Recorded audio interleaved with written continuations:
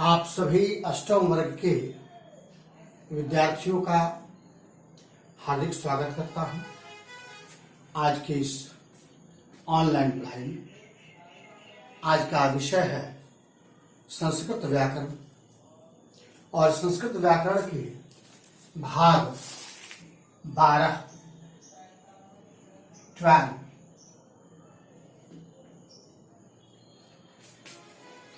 में मैं आप लोगों को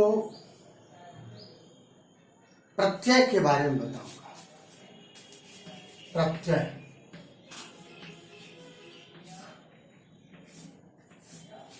हिंदी में भी आपने प्रत्यय पढ़ा होगा। प्रत्यय किसी शब्द या शब्दांश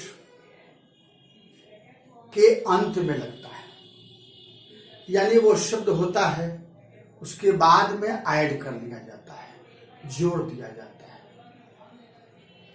ये प्रत्यय है।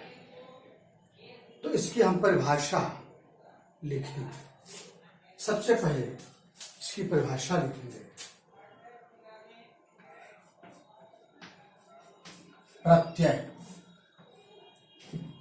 इसकी परिभाषा लिखेंगे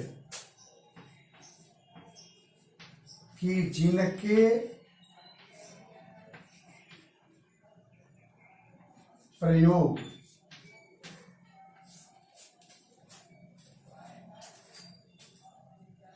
किसी शब्द के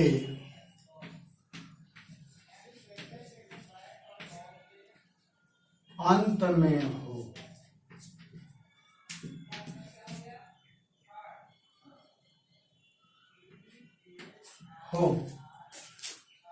जिनके प्रयोग किसी शब्द के अंत में हो उन्हें प्रत्यय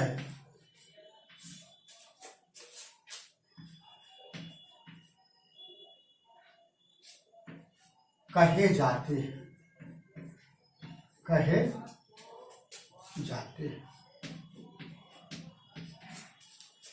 अब प्रश्न उठता है कि क्या प्रत्यय के भी भेद होते हैं? उत्तर आपका होगा हाँ, प्रत्यय के भी भेद होते हैं। तो इसका प्रश्न क्या बनेगा? इसका प्रश्न बनेगा कि प्रत्यय के कितने भेद हैं?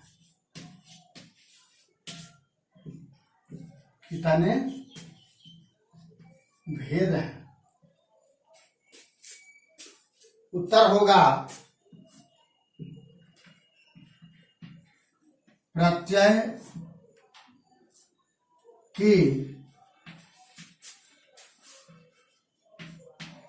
दो भेद हैं। विद्यार्थी, ये शीर्षक होगा प्रत्यय। शीर्षक क्या है? प्रत्यय। यही आपका शीर्षक है। यही आपका शीर्षक है, प्रत्यय। तो प्रत्यय की परिभाषा हो गई कि जिनके प्रयोग किसी शब्द के अंत में हो उन्हें प्रत्यय कहे जाते हैं। अब प्रश्न उठता है कि क्या प्रत्यय के भेद हैं? हाँ, प्रत्यय के भेद हैं। तो प्रश्न यहां होगा कि प्रत्यय के कितने भेद हैं? आपके उत्तर होने चाहिए कि प्रत्यय के दो भेद हैं। अब दो भेद हैं तो वो कौन कौन है? इसको हम ऊपर लिखेंगे। स्थानाभाव के कारण इन्हें हटाया जा रहा है, मिटाया जा रहा है। अब स्थान हो गया। अब इससे हम लिखेंगे कि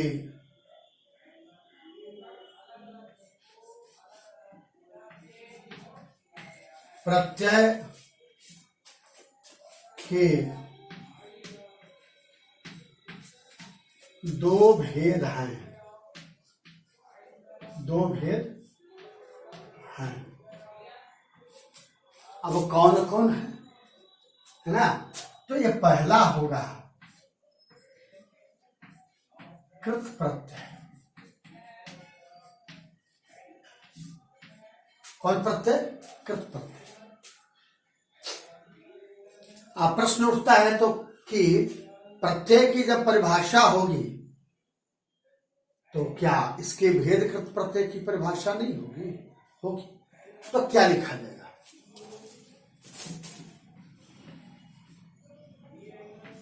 जिस प्रत्यय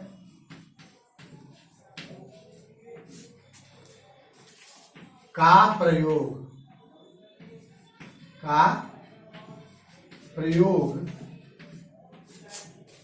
जिस प्रत्यय का प्रयोग किसी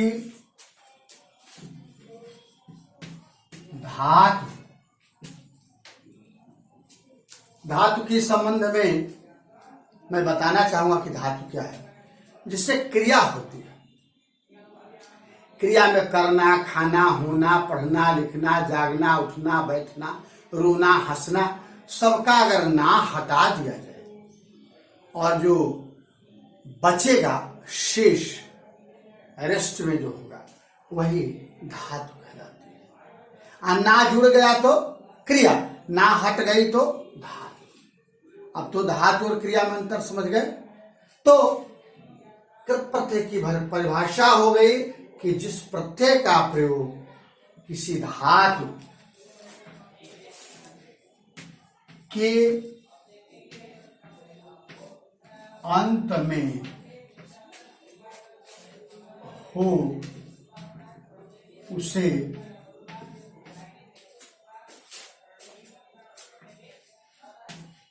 कृत प्रत्यय कहते हैं। कृत प्रत्यय कहते हैं। इसका उदाहरण भी होगा लेकिन हम अगली कड़ी में देंगे। अगली कड़ी नहीं कहिए, इसके आगे देंगे। अभी इसका दूसरा भेद लिखना बाकी है, हम आगे इसकी चर्चा करेंगे। चलिए तो अब हम इसका दूसरा भेद लिखते हैं। फिर स्थानाभाव हो गया तो हम यहां लिखते हैं।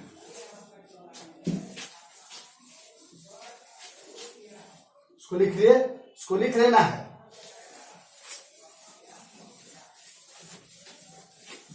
अब देखिए, ये समझने की चीज है, याद करने की चीज नहीं है। समझने की चीज है। याद क्या करना है, कितना याद कीजिए, समझना बहुत जरूरी है। और समझ लिए तो सब हो गया। आप प्रत्यय वो था पहला कृत प्रत्यय। आप दूसरा में देखिए,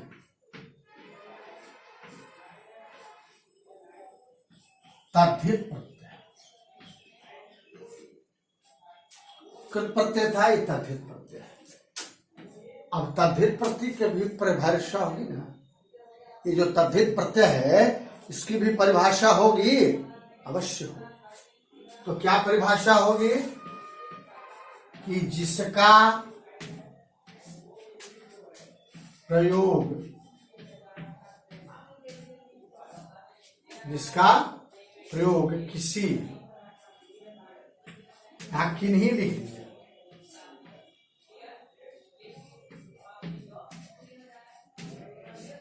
संज्ञा, सर्वनाम या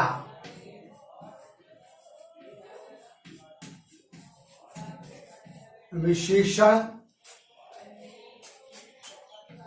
के अंत में हो,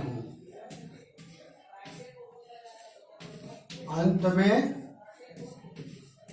हो, उन्हें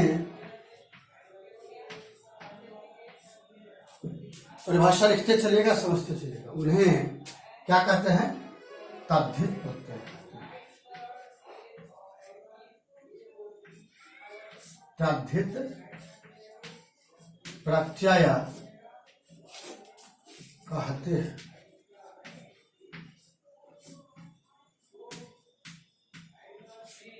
अब देखिए फिर से समझिए इसको, जिसका प्रयोग किसी किन्हीं संज्ञा, सर्वनाम या विशेषण के अंत में, उसमें था कृत प्रत्यय में क्या था, क्रिया के अंत में। इसमें क्या है, संज्ञा, सर्वनाम या विशेषण के अंत में। ये प्रत्यय के दोनों भेद में यही अंतर है। फिर से समझिए, कृत प्रत्यय में क्रिया के अंत में, तद्धित प्रत्यय में संज्ञा, सर्वनाम या विशेषण के अंत में। बस उतना ही अंतर है। चलिए अब हम लिए चलते हैं आपको कृत प्रत्यय में। चूंकि आप अभी अष्टम वर्ग में हैं तो आपको 3 ही प्रत्यय पढ़ना है। 3 में वो भी कृत प्रत्यय। ऐसे तो बहुत सारे प्रत्यय हैं कृत प्रत्यय में या तद्धित प्रत्यय में, तो तद्धित प्रत्यय आपको पढ़ना नहीं, नवम में पढ़ना है। अभी आपको कृत प्रत्यय के ही केवल 3 प्रत्यय पढ़ना है। तीनों से मैं रूबरू कराता हूं, आपको परिचय कराता हूं। देखिए,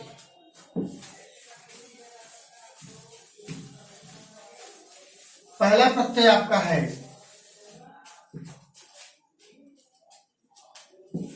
कृत प्रत्यय। ध्यान देना है, पहला जो भेद है, ये पहला आपका जो भेद है कृत प्रत्यय। कृत प्रत्यय इसी के उदाहरण में, इसी कृत प्रत्यय में 3 प्रत्यय आप लोगों को पढ़ना है। एक प्रत्यय है तुमून। क्या पढ़ेंगे, तुमून। तो जैसा कि आपको पता है कि कृत प्रत्यय में क्रिया के अंत में ये लगाए जाते हैं।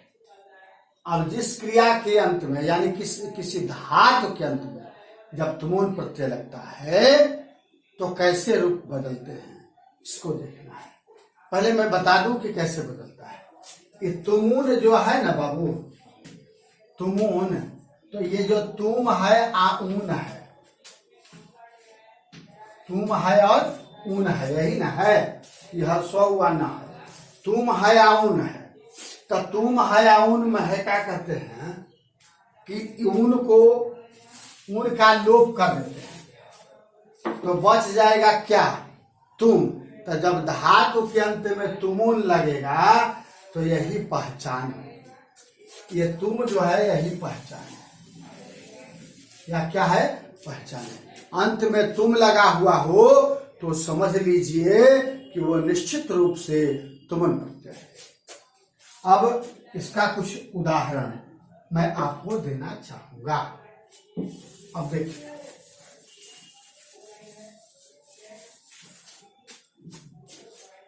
अब जैसे धातु बहुत सारे हैं। अब जैसे पठ धातु है, कौन धातु है, पठ धातु है। पठ में लगाएंगे तुमून, पठ में क्या लगाएंगे, तुमून। और तुमून में हम जोड़ देंगे क्या चीज, सॉरी, पठ में जोड़ देंगे तुमून, तो क्या हो जाएगा, ये जो पठ है ये तो पठ रही जाएगा। तो इसमें करते क्या है कि इसमें हर्ष विकारांत जोड़ देते हैं, पठी कर देते हैं। अभी जो बताए कि तुमून का ऊन का लोप हो जाता है और बच जाता है क्या, तुम, तो यहां हो जाएगा तुम, तो हो जाएगा पठ, तुम। यहां हो जाएगा लिख, यहां क्या हो जाएगा, लिख। लिख जोड़ तुमून, लिख जोड़ तुमून, तो क्या हो जाएगा, लिखिए तुम। देखिए इसमें भी ख में हर्षोई की मात्रा लग गई, और तुमून का हो जाएगा तुम, तो हो जाएगा लिखिए तुम, है ना। अच्छा, चल धातु है, इसमें भी अगर हम तुमून लगाते हैं तो क्या हो जाएगा, चल का चल, इसमें हर्षोई की मात्रा ला देगा तो चली हो गया, और चली में तुमून का क्या हो जाएगा, तुम का क्या हो जाएगा, चली तुम। नहीं, पठ पढ़ना, लिख लिखना, चल चलना। गम, गम माने जाना, गम माने जाना, इसमें तुम हो जाएगा। म का न हो जाता है, इसमें थोड़ा सा चेंजिंग है। म का क्या हो जाता है, न हो जाता है। तो ये म हलंत है तो आधा हो जाएगा, तो ये गन हो जाएगा। म का न हो गया, आई तुमुन का तुम हो जाता, हो गया गन तुम, है ना। इस तरह से ऐसा बहुत सारा उदाहरण आपको मिलेगा। अब जैसे हंस है, हंस, हंस में आप लगा देंगे तुमुन, हंस में क्या लगा देंगे, तुमुन। तो यह हंस है, तो हंस को ज्यों का त्यों लिख देंगे। आप भी बताए थे कि हर्षई की मात्रा लगती है, इसमें नहीं लगती है। इसका कारण है कि इसके रूप बदलते हैं, इन सबों के रूप नहीं बदलते हैं। तो इसमें हर्षई हो गया, तो हो गया हंसी। और तुमुन का क्या हो जाएगा, तुम का क्या हो गया, हंसी तुम। और बहुत सारा है ऐसा। अब जैसे खाद हो जाएगा, खाद हलन, खाद, खाद जोड़ तुम, खाद जोड़ तुमुन, त हर्स्वऊ म हर्स्वऊ न हलन तुमुन। तो खाद को खाद लिख देंगे, अंतिम अक्षर क्या है, द, द में हर्स्वई की मात्रा डाल देंगे, और तुमुन के लिए क्या लिखेंगे, तुम लिखेंगे। विद्यार्थी ऐसे ऐसे बहुत सारे उदाहरण है, 20-25 है यहाँ पुस्तक में आपको मिल जाएंगे। अब एक सवाल आपके मन में उठ रहा होगा कि लिख तो दिए, पहचान तो गए कि तुम अंतिम में आवे, तो ये तुमुन प्रत्यय है, एक प्रत्यय के हैं, लेकिन इस सबों का अर्थ क्या होता है। तो मैं आपको बताता चलूं कि तुमुन का जो प्रत्यय है, तुमुन प्रत्यय का जो प्रयोग होता है, इसका अर्थ ही होता है, हमेशा याद रखिए, के लिए। क्या चीज होता है, के लिए। अगर आपसे कोई पूछे कि सबका अर्थ बताइए, शब्दार्थ बताइए, तो आप क्या कहेंगे, कहेंगे कि पठितुम, इसका अर्थ हो गया पढ़ने के लिए। लिखितुम, लिखने के लिए। चलितुम, चलना के लिए, यानी चलने के लिए। गंतुम, जाने के लिए। हंसितुम, हंसने के लिए। और खादितुम, खाने के लिए। ये कहने का अर्थ है कि तुमुन का जब भी प्रयोग होता है वह के लिए ही होता है। विद्यार्थी आप भली भांति अवश्य समझ गए होंगे कि जो तुमुन प्रत्यय है वह कृत प्रत्यय के अंतर्गत आते हैं, और तुमुन प्रत्यय का जब भी प्रयोग होता है तो इसका ऊन समाप्त हो जाता है, यानी जो हर्स्वऊ न हलंत है उसका लोप हो जाता है और बच जाता है तुम। देखिए इस तरह से। और यह जब तुमुन प्रत्यय किसी धातु के अंत में लगकर जब प्रयुक्त होते हैं, तो ये निर्मित जो शब्द है, निर्मित जो धातु हैं, क्रियाएं हैं, इनका अर्थ के लिए का अर्थ देता है। यह हमेशा याद रखिए। आज इस तुमुन प्रत्यय के साथ ही आज इस भाग 12 का अध्ययन, पढ़ाई, सेवा मेरी आज की यही समाप्त होती है। जय मां, जय मां।